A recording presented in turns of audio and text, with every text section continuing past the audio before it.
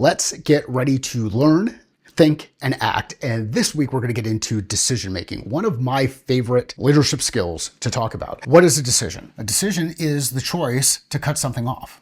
So we go 0 on this side, 1 on this side. So yes, no.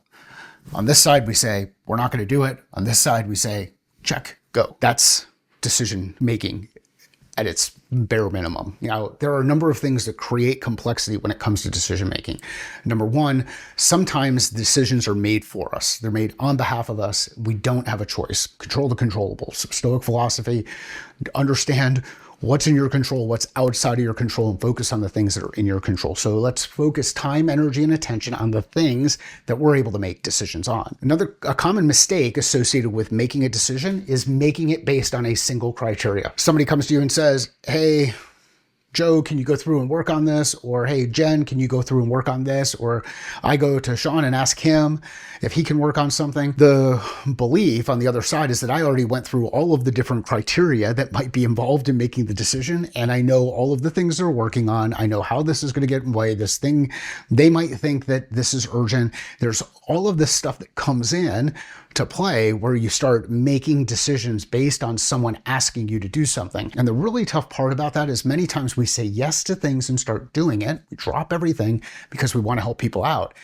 And we forget to ask another question. Hey, when do you need it? Is it more important than this other stuff that I'm working on? Where do you see it prioritized? So if we add in another set of questions, kind of a bump stop, we can put ourselves in a situation where it can help inform decision making to do or do not when it comes to doing stuff. Now, another cool thing about adding in a second access here is we can go through here and do 0, no, and 1, yes. And now let's focus attention here, and we start to eliminate even more stuff in this decision making process. Remember, a decision is about cutting things off.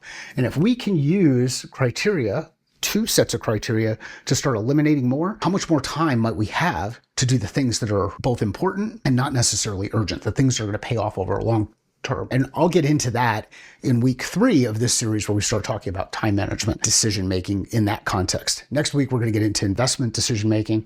For this video, though, I want to focus first on what goes into a decision. So there's information that goes into the decision. There's inputs. There's all these signals that you're taking. Someone asks you to do something, you want to help, you make the decision to move forward with helping them. Another piece that comes into play is when. What's the timeline? How soon does the thing need to happen by? Is somebody bleeding out right now? And do we have to help them right now? Like, we have to figure out where to get a belt and apply a tourniquet, or go get help, or call 911. What kind of urgency is happening there? When does the decision need to be made? If we understand when the decision needs to be made and what criteria we're going to use, x-axis, y-axis, then we'll put ourselves into a position where we can feel comfortable with each of the decisions that we make.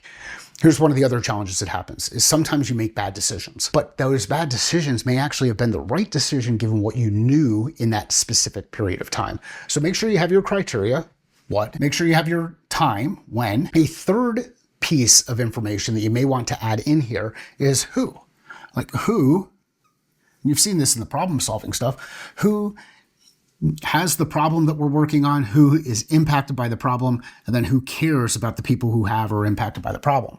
All 3 of those people may have some kind of influence or perspective when it comes to making the decision. So if we know our what, our criteria, we know our when, our timing, and we know our who, we can get as much information as necessary in order to make an effective decision. And then we have to be comfortable with the idea that you're going to make poor decisions. You're going to make bad decisions.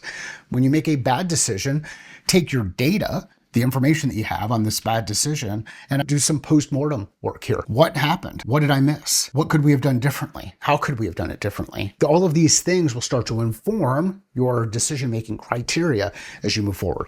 Again, this is learn, think, act. We're focused on decision-making. We talked a little bit about common mistakes associated with decision-making. We added in some criteria that you can use in order to help improve decision-making, some questions that you can use to improve perspective and understand timing. Over the course of the next couple of weeks, we're going to get into things like investment decision making. So how do we decide what resources we want to apply to something, whether or not that's worth those resources? We're going to get into time management, and we're going to get into energy management. If you know somebody who would find value in this short recording on decision making, please share it with them. Let me know that you've shared it with them. Point them to Learn, Think, Act. It's that weekly newsletter that comes out on Sunday, and we incorporate these videos into the newsletter where we have a learn, explore some new information like decision making, a think, reflect on how it applies to what we've done before, and then take action. Start putting the work into practice this week. Thank you, and have an awesome week.